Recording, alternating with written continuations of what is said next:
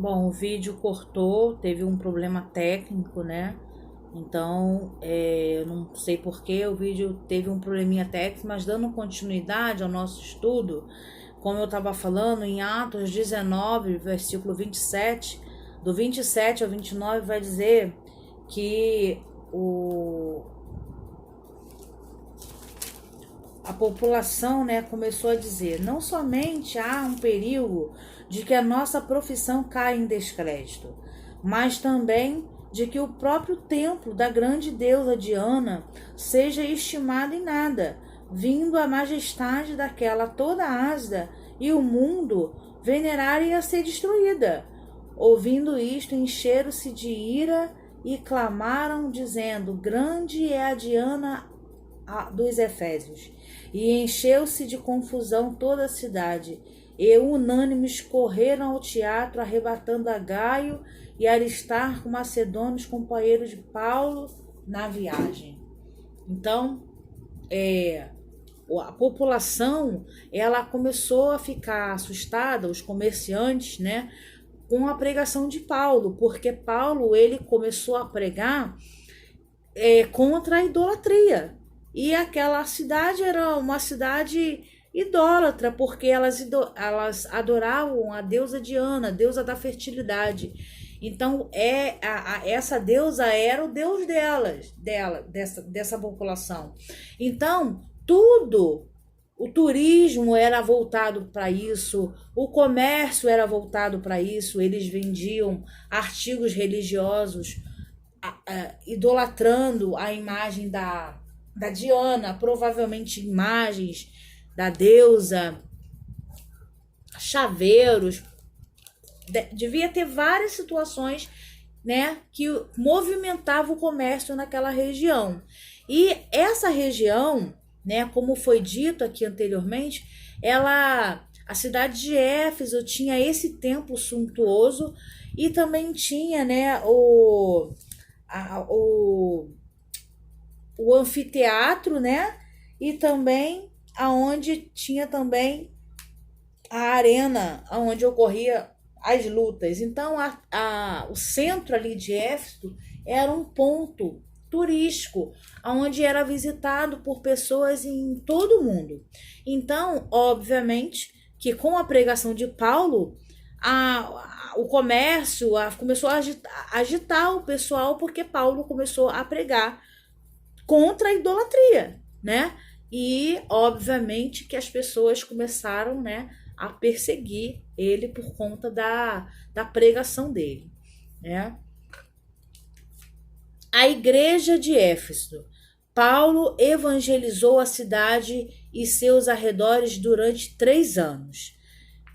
Quando chegou a Éfeso, o apóstolo encontrou 12 discípulos, os quais batizou nas águas e conduziu a receber o batismo no Espírito Santo.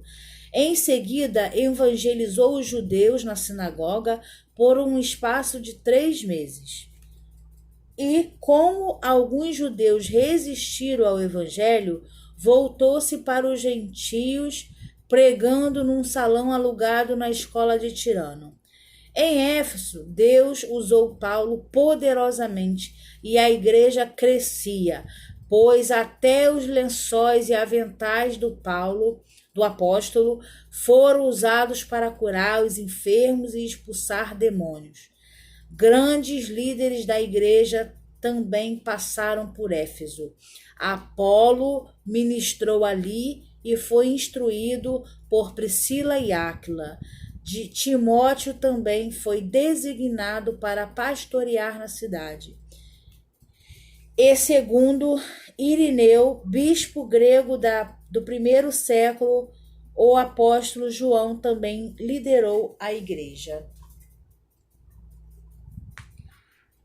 4. A saudação epistolar.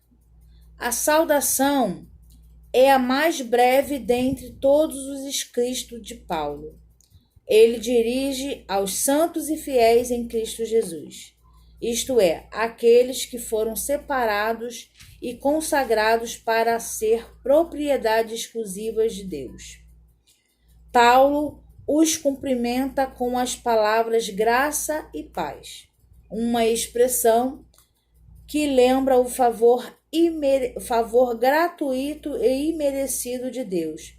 Quanto aos destinatários, a maioria dos intérpretes considera que a epístola era uma carta circular destinada aos cristãos de maioria gentílica, né, os gentios, das muitas igrejas da Ásia, provenientes de Éfeso, a metrópole mais importante daquela região.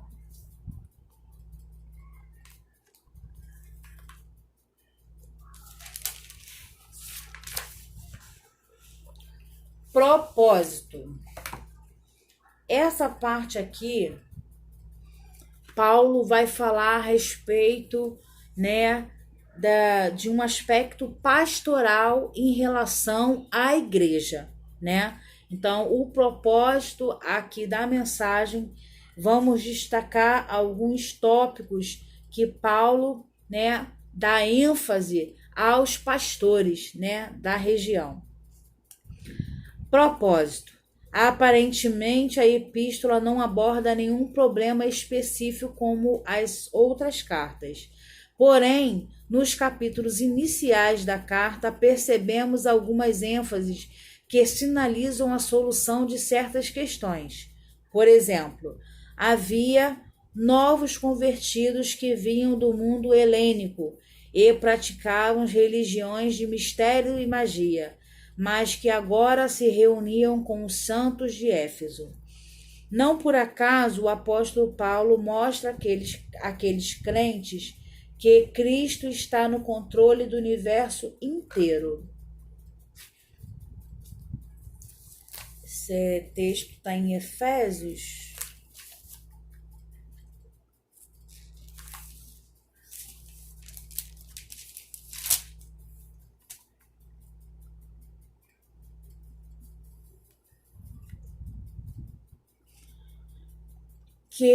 Efésios 1, 20. No que manifestou em Cristo, ressuscitando dos mortos e pondo à sua direita nos céus, acima de todo o principado e poder e potestade e domínio, e de todo nome que se nomeia, e todo nome que se nomeia não só neste século, mas também no vindouro. E sujeitou todas as coisas em seus pés, sobre todas as coisas constituiu como cabeça da igreja, que é o seu corpo, a plenitude daquele que cumpre tudo em todos.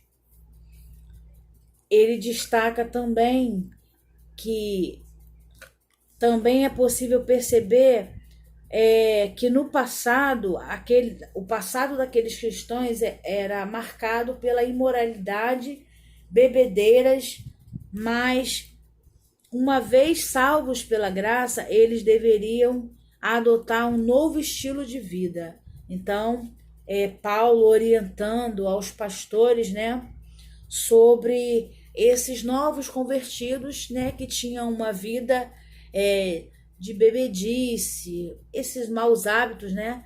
Então, Paulo, como apóstolo, orientando os pastores, né? E aqui em 2, é grande o texto, Paulo vai assim dissertando, né,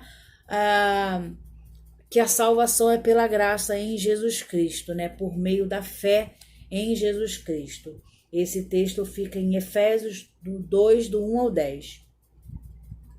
Ele destaca ainda uma preocupação com a unidade e a paz entre os judeus e gentios cristãos, enfatizado pelo plano universal da redenção para ambos. Então, Paulo aqui destaca, né, a preocupação com a unidade da igreja, né? Então, entre os judeus e os gentios, que é o plano universal de Deus, é justamente unir a igreja com o povo escolhido dele, com o povo eleito dele de Israel. Mas houve, assim, por meio da graça em Jesus Cristo, né? Mas não é, de fato, né, algo fácil, né? Não é algo que foi fácil nem para Paulo, nem para os outros profetas, mas ele deu ênfase, né, nessa questão.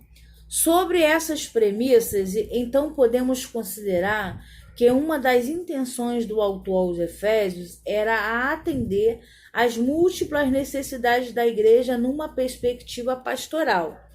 Por isso, a carta é apontada por estudiosos como o tratado teológico sobre a igreja e o corpo de Cristo. Mensagem. A mensagem de Efésios gira em torno de duas temáticas: Jesus Cristo, a cabeça, e a igreja, o corpo. Assim, podemos classificar os desdobramentos desses assuntos nos seguintes eixos temáticos. Então, no capítulo 1 vai falar da consumação do plano eterno de Deus, na pessoa de Jesus Cristo. Como segundo ponto, a atuação do Espírito Santo como penhor da experiência da salvação. 3. A reconciliação dos povos por intermédio da cruz de Cristo. 4. A revelação do ministério da vontade de Deus por obra do Espírito Santo. 5. Um novo estilo de vida baseado na unidade, na comunhão com o Espírito Santo, na frutificação, na adoração e na intercessão do Espírito. Os novos relacionamentos conjugais e a luta contra o diabo. No caso, é a respeito das armaduras de Deus. Portanto, a epístola contém uma combinação de doutrina e fé e prática da vida cristã, ou seja, de tudo quanto Deus fez, do que se espera que a igreja faça. Com relação ao ministério do Espírito Santo, né, o autor da carta pede para a gente estar fazendo uma exposição, né, que apesar da carta não mencionar o Espírito Santo como proeminência, sim, ele destaca mais Cristo como o cabeça, né? Ele destaca o seguinte: existem raros aspectos da vida cristã em que o Espírito Santo não assume o papel principal, e raros os aspectos sobre o papel do Espírito Santo que não tenham sido mencionados nessa carta. Ou seja, o Espírito Santo, apesar de não ser falado com proeminência, é ele que nos capacita, né, para viver uma nova vida em Cristo Jesus. Então, o ministério do Espírito Santo, né, ele tem que estar sobremaneira em nossa vida. Sem o Espírito Santo não podemos fazer nada, né? Eu quero destacar aqui com os irmãos, ao longo da revista nós vamos tratar melhor desse assunto, mas eu gostaria de destacar aqui Efésios 4,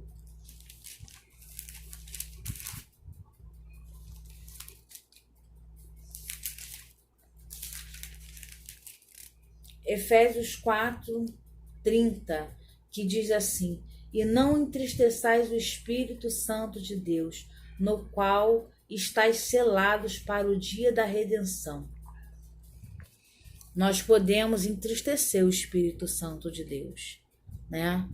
Então, a carta aos Efésios é muito importante como regra de vida prática entre os cristãos. Então, que esse ensino, que é o ensino da doutrina, né, a respeito da carta aos Efésios, seja de grande valia para a nossa vida em Cristo. Conclusão. Nossa aula hoje é bem prática, porque ela só está falando a respeito da autoria, dos assuntos que serão abordados, é uma apresentação da aula, né? Como conclusão, a epístola revela um elaborado resumo da salvação em suas implicações para a vida cristã. Seu conteúdo recorda o favor imerecido que recebemos gratuitamente da parte de Deus. Suas exortações nos impelem a viver em santidade, alicerçados em Cristo, a cabeça da igreja, a batalhar contra as forças das trevas. Então, como conclusão, né, de todos os principais pontos que são destacados nessa carta. Estive conversando com a superintendência e nós vamos aqui estimular, né, vocês como alunos, né, nesse período que estamos reclusos, né, que estamos assim impossibilitados de nos reunirmos na igreja por conta desse vírus, né, da Covid-19, nós vamos estar aqui respondendo a essas perguntas que estão no final de cada lição. Eu quero motivar os irmãos a estarem lendo ao longo da semana essas leituras diárias que ficam logo no início de cada lição, leitura diárias, porque já vai trazer para os irmãos, né, um contexto do que vai ser falado na aula e, se possível, dar uma lida na lição e tentar responder essas questões. Por quê? Porque quando eu trouxer o ensino, o seu cérebro já vai ter tido contato com isso e o entendimento fica melhor, né? Irmãos, não podemos desperdiçar o nosso tempo. Então, esse vídeo, ele está sendo gravado, né, direcionado pelo Espírito Santo e pela superintendência, com autorização do pastor da nossa igreja, para que nós não venhamos perder o contato com o ensino doutrinário da palavra de Deus. Nós temos em nossa igreja o culto de ensino, culto de libertação, consagração, escola bíblica dominical. Todos esses eventos, no momento, não estão podendo ser feitos. O que está sendo feito é um esforço, tanto do pastor nas lives, né, que ele está fazendo, como nos próprios grupos da igreja. Nós, de uma maneira geral, todos os irmãos estamos procurando envolver a igreja no contato com a palavra de Deus, para que nós venhamos sair desse período fortalecido, que nós venhamos sair fortalecidos como igreja. Então não é tempo de deixar de ter o contato com a palavra de Deus. Guarda o contato com o teu Salvador. O ideal é que estejamos reunidos no horário proposto, de 9h30 em diante. Mas se caso o irmão não conseguir ver nesse horário, não deixe de estar assistindo um outro horário. Assista, dê importância à palavra de Deus. Não é a irmã Érica, não, né? Eu estou fazendo a minha parte como professora, mas é para que nós não venhamos perder o contato com o ensino da palavra de Deus. Ao mesmo, eu também falo com relação ao ministério com as crianças. Não deixem de participar suas crianças no grupo, porque as crianças também precisam do contato com a palavra de Deus. Então, nós estamos, como igreja, fazendo um esforço para que todos os irmãos estejam em comunhão, ainda que virtualmente, né? Então, que nós venhamos dedicar ao ensino da palavra de Deus, ao aprendizado. Então, que o Espírito Santo possa, né, falar melhor o nosso coração. Busquemos a paz com Deus e a santificação, sem a qual ninguém verá o Senhor. Irmãos, não deixe problema nenhum, vírus nenhum, problema familiar nenhum, problema financeiro nenhum e impedir a sua comunhão com o Espírito Santo. Como foi dito aqui, nós podemos entristecê-lo. Sabe quando a gente entristece o Espírito Santo de Deus? Quando a gente deixa de buscar a face de Deus. Quando a gente dá mais importância aos nossos problemas do que a palavra de Deus, que é alimento para a nossa alma. Então, irmãos, não é pela irmã Érica, não, nem pela Marinilde, nem pelo pastor, não.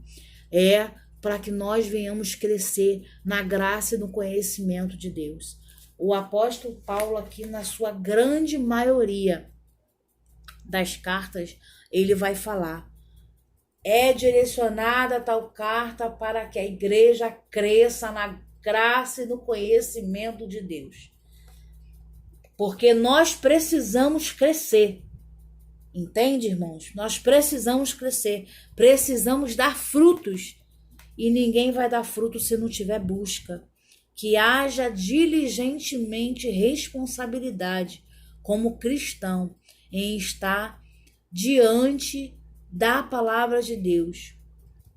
Então, respondendo às perguntas, a primeira pergunta vai dizer: como o apóstolo Paulo se identifica nas 13 cartas de sua autoria? Ele se apresenta, como resposta, como apóstolo, como identifica como Paulo, nunca como Saulo. 2. Em que período a epístola foi escrita? A epístola foi escrita no período em que Paulo se encontrava preso em Roma, Qual era a maior fonte de renda da cidade de Éfeso? Sua maior fonte de renda era o comércio de nichos de prata vendidos no templo, razão pelo qual seus moradores ficaram alarmados com a pregação de Paulo contra a idolatria. Cite alguns líderes importantes que passaram pela igreja de Éfeso: Apolo, Priscila, Áquila, Timóteo e o apóstolo João. O que podemos considerar em relação a algumas intenções do autor? Podemos considerar que uma das intenções do autor aos Efésios era de atender às múltiplas necessidades da igreja numa perspectiva pastoral. E a carta de Éfeso, apesar de ter sido escrita para aquele povo lá, ela é muito atual nos dias de hoje, ao qual estamos vivendo num mundo onde a idolatria, a depravação moral, a depravação do povo está cada vez mais se agravando, ao qual a indiferença das pessoas em relação à pregação da palavra é tão grande que há discursos de um crente contra o outro, uma doutrina contra a outra.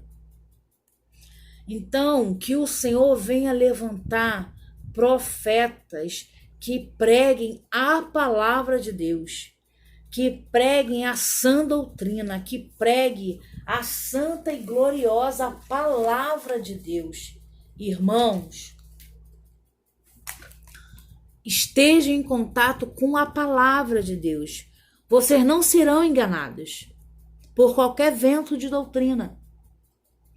A carta dos Efésios é uma carta muito atual nos dias de hoje, apesar de ter sido escrita nos anos 61 depois de Cristo. Ou seja, nós temos aí, quantos anos? 1980 anos que essa carta foi escrita. Mas que ela a cada dia se torna atual na vida de regra e prática do cristão. Sobre a questão da eleição, predestinação, nós vamos tratar sobre isso. Então não deixe de assistir às aulas, irmãos. Estejam imbuídos com esse propósito de crescer na graça e no conhecimento. Porque às vezes o irmão fala assim: o irmão ou a irmã fala assim: ah, eu não tenho muito entendimento. Ah, eu não leio porque eu não consigo entender.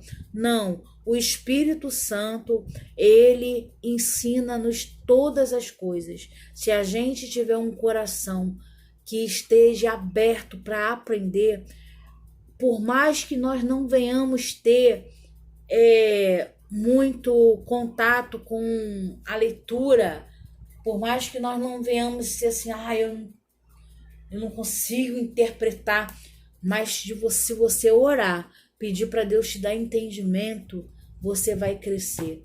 Porque o que Deus quer não é uma pessoa que ela é bem entendida retoricamente, que ela sabe falar publicamente, ou que ela tudo que ela lê ela entende. Não. Deus escolheu a cada um de nós, mesmo com as nossas imperfeições, né? Mas o que é desejo de Deus que nós venhamos crescer. Então, cada reunião que é dado na igreja, culto de ensino, culto de doutrina, escola bíblica dominical, é para que a gente venha crescer na graça, no conhecimento e no entendimento da palavra. Então eu motivo os irmãos, encorajo os irmãos a não deixar de participar da escola bíblica dominical. E nós vamos sair dessa fortalecidos. Tenha um ótimo domingo na santa e gloriosa paz do Senhor. Obrigada a todos vocês pela atenção. Eu vou estar, né, nos próximos 30 minutos aguardando, né, qualquer tipo de pergunta que venha ser concernente à lição de hoje, né? Irmão, eu tava trabalhando, eu não consegui ver. Assiste um outro horário e pode me chamar no particular, irmã, eu não entendi, me explica aqui. Eu vou estar, independente disso, respondendo. Eu não consegui assistir nesse horário, irmão, porque eu estava trabalhando. Assiste um outro horário e pode vir me perguntar. O importante é que a gente não deixa de ter esse contato com o ensino da palavra de Deus. Amém? Eu agradeço a todos vocês. Tenham um ótimo dia.